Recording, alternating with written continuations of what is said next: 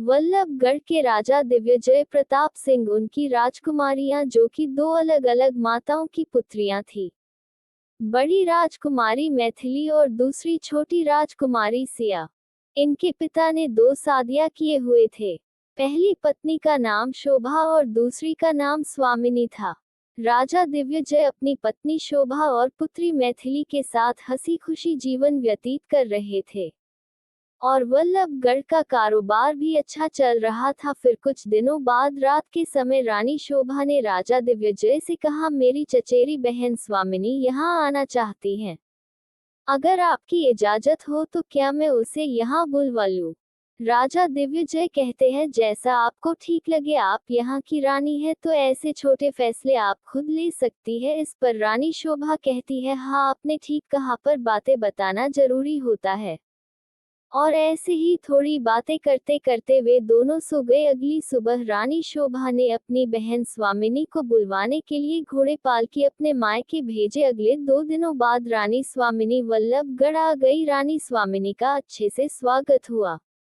रानी स्वामिनी को वल्लभगढ़ रहते कुछ दिन बीत चुके थे। अब रानी स्वामिनी को वल्लभगढ़ की सुख सुविधाएं शान बान सब रास आने लगी थी। वह यहाँ से जाना नहीं चाहती थी। शाम के समय रानी स्वामिनी अपने कक्ष में टहल रही थी, तभी उसे मितली आने लगी, जिससे पता चलता है कि वह अपने प्रेमी से गर्भवती है। वह चिंतित होने लगी कि अब क्या होगा। तब इनके मस्तिष्क में एक विचार आया कि क्यों ना इसे राजा दिव्यजय का नाम मिल जाए, फिर मैं और मेरा बच्चा भी इस महल में राज करेंगे।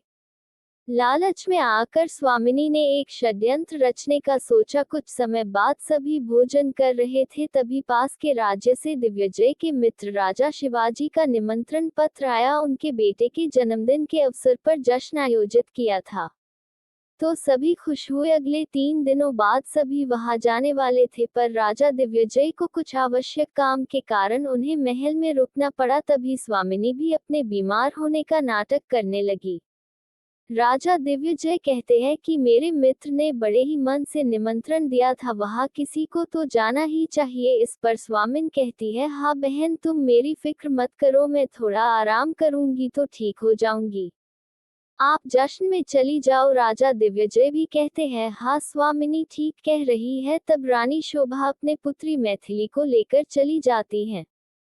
थोड़ी देर बाद राजा दिव्यजय का काम समाप्त होने के बाद वह अपने कक्ष में मदिरा सेवन कर रहे थे और ज्यादा हो जाने के कारण राजा सो चुके थे। और कुछ समय बाद स्वामिनी भी राजा के कक्ष में जाकर सो जाती हैं। अगली सुबह जब राजा की आंख खुली तो उसने देखा कि स्वामिनी भी निर्वस्त्र चादर में सोई हुई थी। राजा बहुत गुस्सा करते हुए वहां की चीजें तोड़ने फेंकने लगे। तभी स्वामिनी उठती हैं और राजा उससे सवाल करता है कि तुम यहाँ क्या कर रही हो। इस पर स्वामिनी ने कहा कि मैं आपको भोजन के लिए बुलाने आई थी, तब आपने मेरे साथ जबरदस्ती किया और मैं बदनामी होने के कारण किसी को अपनी मदद के लिए आवाज नहीं लगाई। मैं कुछ नहीं कर पाए और ये सब हो गया, मुझे माफ कर दीजिए। आप मेरी बड़ी बहन के पति है, इसलिए मैं आज ही अपने घर वापस लौट जाऊंगी। जल्द ही राजा ने स्वामिनी को उसके घर भेज दिया और रानी शोभा के आने के बाद उन्होंने अपने बहन के लिए पूछा। राजा कहते हैं, उनका मन था जाने का तो मैंने नहीं रोका और उन्हें भेज दिया। रानी शोभा कहती है, मेरे आने तक इंतजार तो कर लेती, मुझसे मिलकर जाती। खैर कोई बात नहीं। कुछ दिनों बाद स्वामिनी अपने पिता के साथ वल्लभगढ़ वापस आई और रानी शोभा को पता चला कि वह गर्भवती है, वो भी राजा दिव्यजय के बच्चे से। उन्हें वो सारी बातें याद आई और कहा, तो क्या इसलिए आपने उसे जल्दी में घर भेज दिया था? रानी शोभा चिंता से बीमार हो गई और मजबूरन राजा दिव्यजय को स्वामिनी से विवाह करना पड़ा। कुछ दिनों में रानी शोभा से ये सब बर्दाश्त न होने के कारण अपनी 4 साल की पुत्री मैथिली को छोड़कर मायके चली गई। राजा भी अपने पत्नी शोभा को बहुत प्यार करते थे। उनके छोड़कर जाने के बाद राजा ने खाना पीना सब छोड़ दिया था, जिससे वह बीमार हो गए और कुछ दिन बाद उनकी मौत हो गई। यह खबर रानी शोभा को पता चला, तब वह वल्लभगढ़ वापस आ रही थी। रास्ते में ही स्वामिनी ने अपने सैनिकों से कहकर उन्हें बंदी बना लिया और एक गुप्त स्थान पर रखवा दिया। मौत की खबर सुनकर दिव्यजय के मित्र भी अपने बेटे के साथ वल्लभगढ़ आया हुआ था।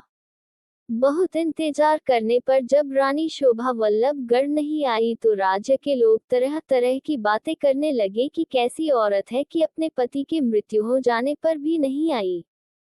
कई लोग ये भी कह रहे थे कि राजा ने ऐसा काम ही किया है तो भला कौन सी औरत ये बर्दाश्त करेगी। बहुत कुछ सुनने समझने के बाद राजा दिग्विजय का अंतिम दाह संस्कार कर दिया गया। राजकुमारी मैथिली अभी बहुत छोटी थी। शिवाजी के बेटे राजकुमार वीरेन के साथ खेला करती और खुश रहती थी।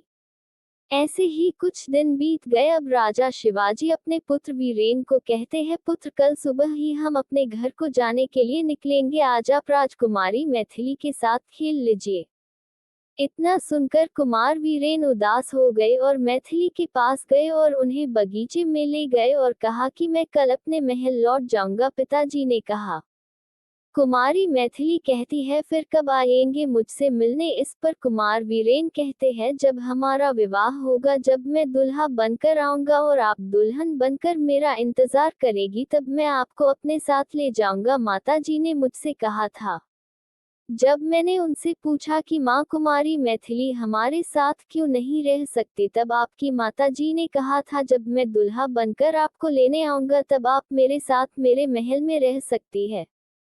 कुमारी मैथिली कुमार वीरेन की बात सुनकर मुस्कुराने लगी। तभी वहां एक फूल पर रंग बिरंगी तितली दिखाई दिया जो देखने में अत्यधिक सुंदर लग रहा था। कुमारी मैथिली उसके पास धीरे धीरे बढ़ रही थी। तितली आहट पाकर उड़ने लगा। कुमारी मैथिली भी दौड़कर उसे पकड़ने के लिए जा रही थी, तभी वह गिर गई जिससे वह रोने लगी। कुमार वीरेन उनका पैर देखने लगे सहलाने के लिए। जब उनकी पाँव से मोजरी उतारी तो कुमारी मैथिली के गोरे से पाँव में अंगूठे पर ही हल्का नीचे एक बड़ा सा गाढ़े काले रंग का तिल था, जो देखने में सुंदर लग रहा था। कुमार वीरेन ने उनके पैर सहलाकर मोजरी पहना दिया और दोनों झूले पर बैठकर बातें कर रहे थे। शाम ढल रही थी तब कुमारी मैथिली कहती, जैसे आपने मेरी परवाह किए वैसे ही मैं भी आपकी परवाह करूंगी, हमेशा आपकी रक्षा करूंगी और ढेर सारा प्यार दूंगी, मैं आपसे वादा करती हूँ। कुमार वीरेन मुस्कुराने लगे और कहते हैं, आपके सिर्फ कहने से मैं कैसे मान लूं, वादे का कुछ प्रमाण दीजिए। कुमारी मैथिली ने कहा, भला वादे कोई प्रमाण कहाँ दिया जाता है। कुमार वीरेन ने कहा, दिया जाता है और आपको भी प्रमाण तो देना पड़ेगा। कुमारी मैथिली ने तभी कुमार वीरेन के बाएं हाथ की कलाई पर अपने दांतों से जोर की काट लिया और जिससे कुमार वीरेन चिल्लाकर रोने लगे। कुमारी मैथिली उन्हें शांत करने लगी, पर कुमार वीरेन ने उनकी एक न सुनी और दौड़ते हुए अपने पिताजी के पास गए। राजा शिवाजी ने देखा कुमार वीरेन की कलाई से रक्त निकल रहे थे। उन्होंने तुरंत वैद्य जी को बुलवाया और मरहम पट्टी करवाई। फिर जब उनके पिताजी ने पूछा कि आपको ये चोट कैसे लगी, तो कुमारी मैथिली डरने लगी कि अब तो मेरी खैर नहीं, अब मुझे डांट पड़ेगी, मैंने ही कुमार वीरेन की कलाई पर काटा है।